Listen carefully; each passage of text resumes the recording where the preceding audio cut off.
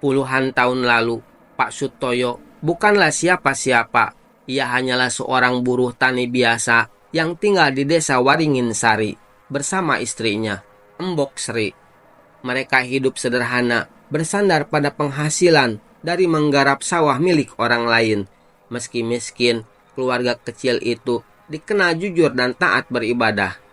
Namun musibah datang saat musim kemarau panjang melanda. Sawah-sawah kering, ternak mati, dan harga beras melambung tinggi. Dalam waktu singkat, Pak Sutoyo kehilangan pekerjaannya. Belum sempat bangkit, istrinya terserang penyakit paru-paru dan meninggal dunia karena tak mampu berobat. Sejak saat itu, hidup Pak Sutoyo hancur. Ia menjual rumahnya, lalu mengembara sebagai pengemis dari desa ke desa. Di usia senjanya, ia hanya duduk di pasar Waringin Sari di bawah pohon beringin besar. Setiap hari ia berdoa lirih, "Ya Tuhan, jika aku harus mati miskin, biarlah, asal jangan mati hina." Tapi tak ada yang berubah. Pak Harto dulunya adalah petani biasa, sama seperti Pak Sutoyo. Namun dalam waktu singkat, ia berubah drastis. Ia menjadi kepala desa, membangun rumah besar, membeli mobil, dan dikenal sebagai orang yang paling dermawan. Banyak orang mengaguminya, tak tahu dari mana kekayaannya berasal.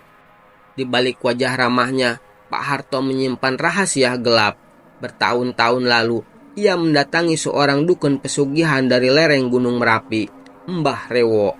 Dukun itu menawarkan ritual pemanggilan kekayaan melalui tumbal hidup, bukan binatang, melainkan manusia.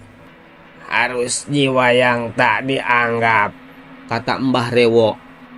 "Yang mati tak dicari, hidup tak dihargai." Pak Harto setuju. Ia hanya perlu mencari satu orang yang tak punya keluarga, tak punya nama. Pilihannya jatuh pada Pak Sutoyo, si pengemis tua yang tiap hari duduk sendiri. Pada malam Jumat Kliwon, Pak Sutoyo diberi makanan dan minuman oleh Pak Harto. Minuman itu sudah dicampur obat bius.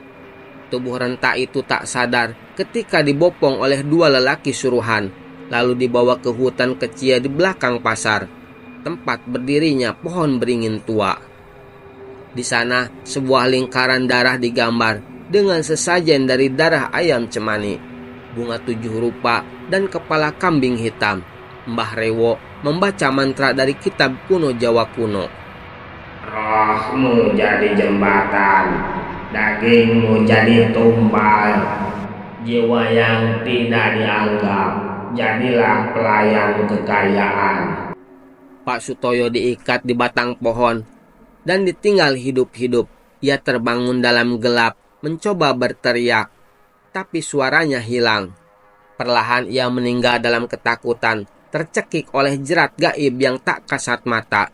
Mulai saat itu, Pak Harto maju pesat dan berkembang dari hasil pertaniannya, dan ia diangkat menjadi kepala desa.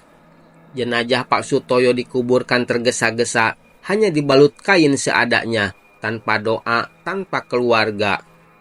Namun arwahnya menolak tenang. Ia merasa dihianati, dibunuh tanpa sebab. Ia tak ingin balas dendam, tapi juga tak tahu bagaimana caranya pergi. Rohnya membusuk dalam kemarahan dan kesedihan. Wajahnya yang dulu lembut, kini berubah menjadi pucat dengan mulut menganga. Kapan yang menutupi tubuhnya berlumur tanah dan darah. Ia menjadi pocong. Mulai malam ketiga kematiannya, satu persatu warga yang pernah menghinanya bermimpi buruk. Pocong Pak Sutoyo berdiri di kaki tempat tidur mereka, menatap diam seolah menuntut tanggung-jawaban. Pak Harto mulai ketakutan, mimpi buruk menghantui. Ia melihat wajah Pak Sutoyo di cermin, mendengar suaranya di angin, dan merasa diawasi di setiap sudut rumah. Mbah Rewo dipanggil, tapi sang dukun berkata, "Tumbalmu tak bisa dikendalikan." Pak Harto mencoba melarikan diri, tapi setiap malam ia dibayangi sosok pocong dengan rantai di kaki, seolah menandakan bahwa arwah itu terpenjara antara dunia dan akhirat. Hingga pada malam Jumat Kliwon berikutnya, warga melihat cahaya aneh dari rumah Pak Harto. Api membumbung tinggi.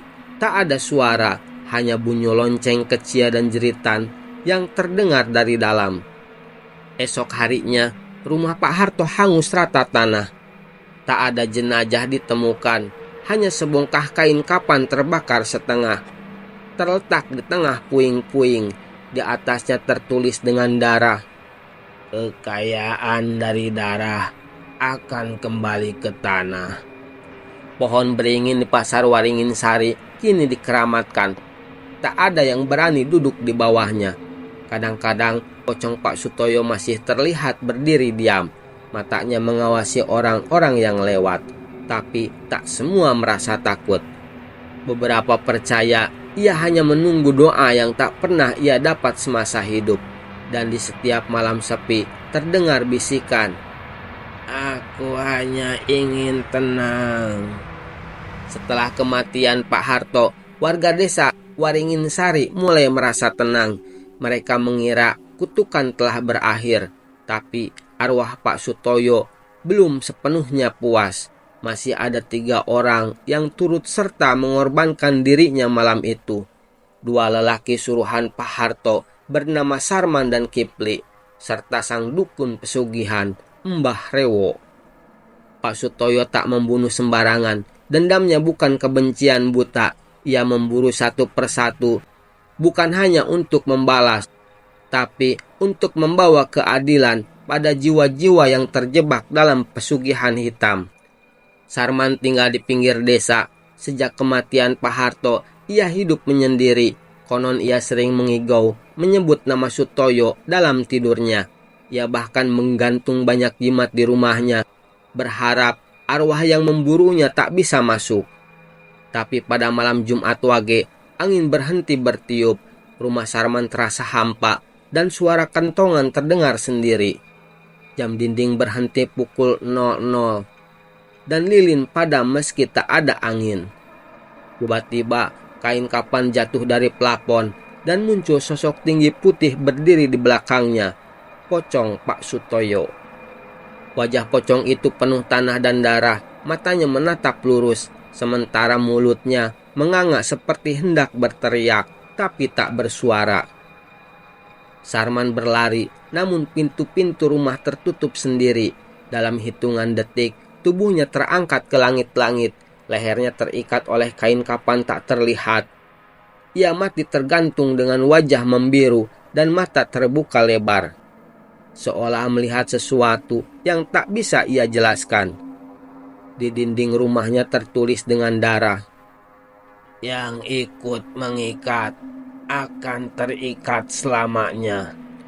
Kipli, lelaki kedua, bekerja sebagai tukang kayu di desa sebelah. Ia menyimpan rahasia ritual pesugihan itu selama bertahun-tahun. Ia bahkan menyimpan uang sogokan dari Pak Harto dan menggunakannya untuk membangun rumah megah. Namun sejak kematian Pak Harto dan Sarman, Kipli menjadi paranoid. Ia menyewa dukun pelindung, memasang pagar gaib, dan tidur dengan keris di bawah bantal. Tapi tidak ada perlindungan dari roh yang terkutuk dengan doa. Pada malam yang sepi, Kipli mendengar suara dari sumur belakang rumahnya. Suara air bergolak, lalu terdengar bisikan lirih, "Kau mengangkat tubuhku, kini aku akan menarik jiwamu." Dan dari dalam muncul tangan berlumur lumpur menariknya masuk. Esoknya, warga hanya menemukan bekas kaki yang menyeret ke arah sumur. Tak ada jejak darah, hanya bau anyir yang menyengat. Dan di dasar sumur ada satu benda terapung, kain kapan milik Pak Sutoyo. Mbah Rewo adalah dalang utama dari ritual pesugihan itu. Ia tinggal di pondok di lereng Gunung Merapi, hidup dikelilingi patung dan boneka sesajen. Malam itu, petir menyambar pohon-pohon di sekitar pondok Mbah Rewo. Kabut turun dari gunung dan angin berhenti. Satu persatu kendi pecah sendiri.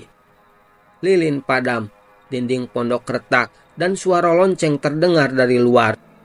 Sama seperti yang terdengar malam ketika Pak Sutoyo dikorbankan. Mbah Rewo berdiri, mencoba membaca mantra, tapi suaranya hilang.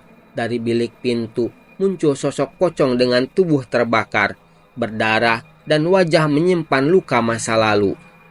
Kau jadikan aku barang, kini kau jadi tumbalku. Tubuh Mbah Rewo mendadak terbakar api biru, tapi api itu tidak membakar seperti api dunia. Api itu membungkus tubuhnya tanpa membunuhnya.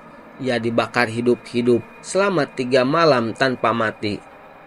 Pada malam ketiga, penduduk lereng gunung menemukan pondok itu hangus. Di tengahnya ada patung batu hitam yang menyerupai Mbah Rewo dengan ekspresi wajah menjerit. Dan di bawahnya tertulis, "Inilah dukun yang menjual manusia pada setan. Kini ia jadi batu di gerbang neraka." Setelah pembalasan selesai, pocong Pak Sutoyo tak lagi terlihat. Tapi di pasar Waringin Sari, tepat di bawah pohon beringin, warga membangun punden kecil sebagai bentuk penghormatan. Setiap malam Jumat Kliwon, orang-orang berkumpul dan membaca doa untuk arwah Pak Sutoyo. Mereka meletakkan bunga, air, dan lilin kecil, memohon maaf atas dosa-dosa yang dilakukan manusia terhadap sesamanya. Tak ada suara lonceng, tak ada bayangan putih. Tapi beberapa malam, jika angin berhembus pelan, orang bisa mendengar suara lirih dari arah pohon beringin. Akhirnya, aku bisa pulang.